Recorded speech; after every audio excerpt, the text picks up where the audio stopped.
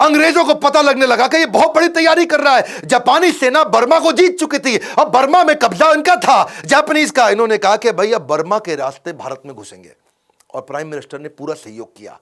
नागा पहाड़ियां यानी कि नॉर्थ ईस्ट जो नागालैंड है, वहां से मैदानी इलाकों में जाएंगे, पहले पहाड़ों पे जाएंगे, वहां से मैदानी इलाकों में जाएंगे। अप्रैल 1944 में आजाद हिंद फौज जो ये सिंगापुर से अपनी टीम तैयार करके आए थे, बर्मा से टीम तैयार करके आए थे, ब्रिटिश सेना को खदेड़कर मणिपुर में जाकर के पहली बार तिरंगा डाला। पूरा देश पूरा हिल गया उस समय। एक बात आपको बता दें, मानते तो दिल से गांधी भी थे कि हमारा देश अनडिवाइडेड रह सकता था।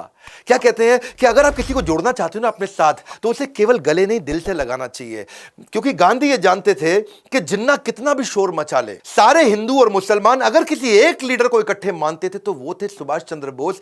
मैं आपको एक कहानी बता देता हूं। 1943 में जब रंगून के अंदर बर्मा में ये अपनी फौज इकट्ठी कर रहे थे, तो आजादी के लिए अपनी फौज को इकट्ठा करने के लिए उन्होंने सबसे योगदान मांगे, और उस योगदान के दौरान वहां पे एक मुस्लिम व्यक्ति आया और उसने आकर के बोला कि सुभाष चंद्र बोस जी, मैं आपको अपना सब कुछ देने को तैयार हूं, मेरे पास कुछ करोड़ रुपए हैं। याद रखना उस समय कुछ करोड़ रुपए बहुत हुआ करते थे। मेरे पास कुछ करोड़ रुपए, अपना घर है, अपना परिवार है, मैं सब आपको देने वाला हूं। तो वो सुभाष चंद्र बोस उनको बोले, उस मुसलमान व्यक्ति को, कि तुम क्यों मुझको अपना सब कुछ दे दोगे तो अपना घर कैसे चलाओगे? तो उसने क्या बोला, अब घर थोड़ी चलाना है, अब तो मैं भी, मेरी पत्नी भी, मेरे बच्चे भी आपकी सेना में है। गांधी ये बात जानते थे। इनफैक्ट ये तो एक बार खुद मोहम्मद अली जिन्ना ने भी बोला था कि अगर सुभाष चंद्र बोस प्रधानमंत्री बनते हैं तो मैं उनके साथ रहने को तैयार हूं, उनको अलग पाकिस्तान की आवश्यकता नहीं। मैं आपको ना ऐसे बताऊंगा कि गांधी की उन्होंने रिस्पेक्ट फिर भी जीवन भर करी। सिंगापुर में जब वो तैयारी कर रहे थे, तब वहां से भी एक रेडियो के अनाउंसमेंट में उन्होंने बोला कि गांधी जी राष्ट्रपिता हैं। लेकिन इंडिया में एक्सेप्टेंस सुभाष चंद्र बोस की बहुत बड़ी थी।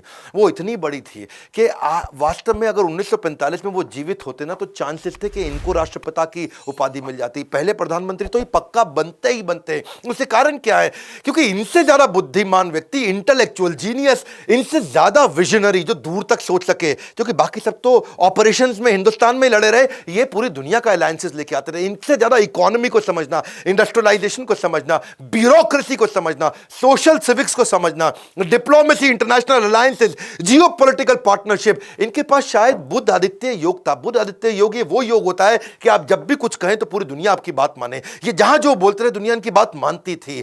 चांसेस थे कि अगर ये रहते तो उसके बाद पाकिस्तान बनता ही नहीं, पाकिस्तान भारत में ही होता। मैं फिर बता रहा हूं आपको, क्योंकि गांधी ये बोलते थे कि ये अनडिवाइडेड चाहते थे, और जिन्ना अगर कंट्रोल में आते तो केवल इन्हीं के कंट्रोल में आते, सुभाष चंद्र बोस के। जिन्ना और तो किसी की नहीं सुनते थे। पर दुर्भाग्यवश हुआ ये कि पीछे 1945 आ चुका था, वर्ल्ड वॉर में अमेरिका ने हिरोशिमा नागासाकी बॉम्ब डाल दिया जापान में, जापानी लोग पीछे हो गए। लेकिन क्या आजाद हिंद फौज की याद है हमें कुर्बानी?